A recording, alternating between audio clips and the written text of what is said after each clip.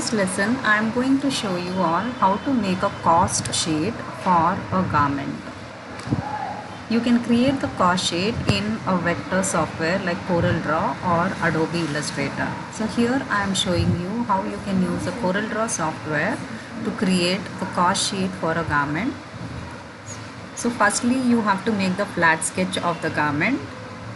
So you know that for a flat sketch, the left and right hand side has to be equal.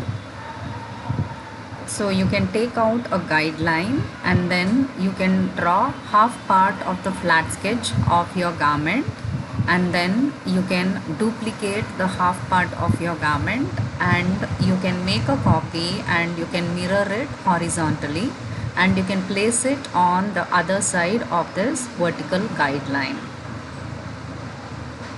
You will only draw the left and right hand side of a garment design separately if your design is not symmetrical. You have to follow the same method for the back side of the flat drawing of your garment. So as you can see here, I have clearly mentioned which is the right side of the garment and which is the inside of the garment here. I have used the alphabets RS, which means right side, and also WS, which means wrong side. In a flat sketch, you will show all the detailing, like where exactly to keep the belt loop, the band, and all the stitching details like the design of the stitches. So if there is any placket or top stitching lines, you have to sketch all that in your flat drawing.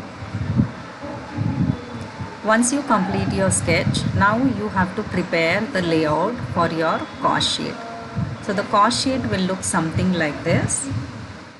It will have all the details of the expenses to produce this particular style. Okay, like for example, the material cost, the trims cost, labor cost, and the overhead charges. So based on these costs, you will calculate the production cost and you will add a certain amount of profit margin and you will decide on the selling price.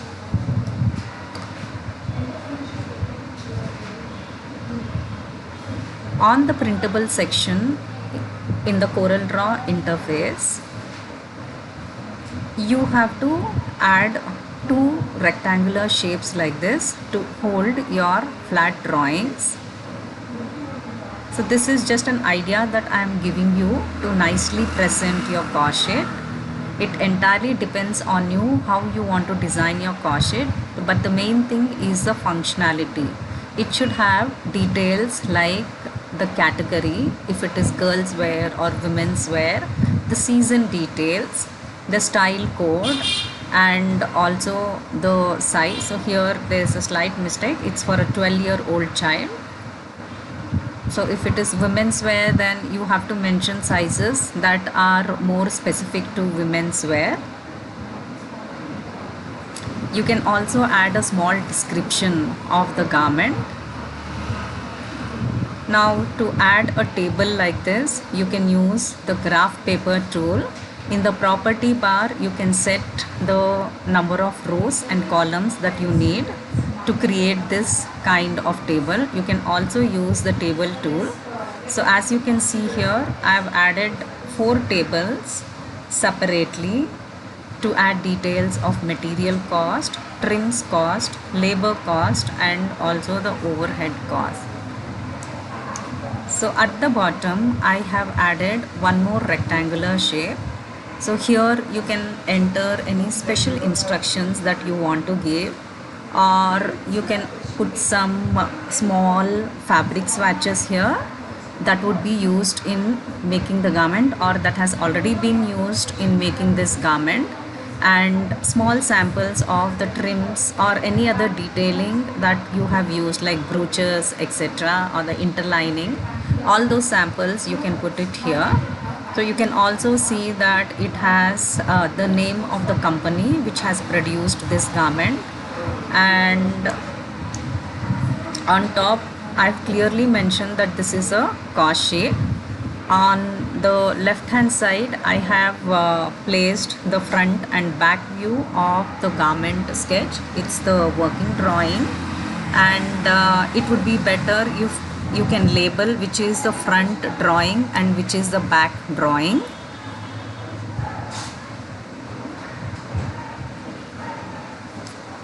Now here you can see I've given some column title. In materials cost, I have mentioned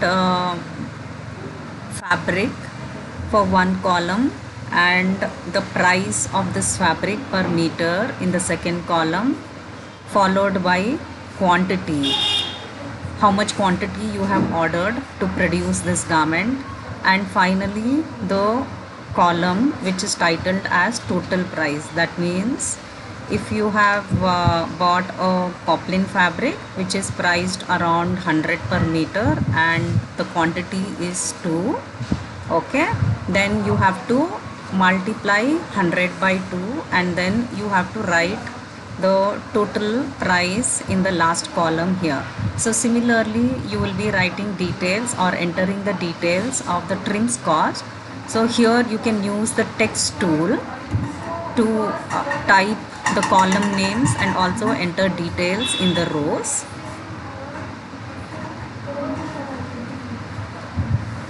So below that I have details of labor cost, like the expenses that were incurred in the sewing department and the cutting department, and also while buying the material, the transportation cost, etc., and if it had any embroidery, the cost of embroidery as well. And finally I have the overhead cost like the electricity and other stuff. So you have to add up all the total price of the material cost, trims cost, labor cost and the overhead cost, and you have to make a separate section here where you can enter the detail of the total production cost of this garment.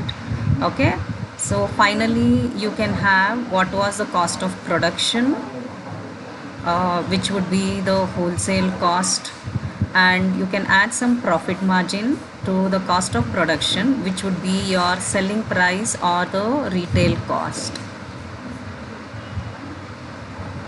So usually this kind of a cost sheet is made in A4 size. So once your cost sheet is ready, please check for any errors in the details that you have entered or in the flat drawing, and then finally you can take a printout on an ordinary A4 white sheet.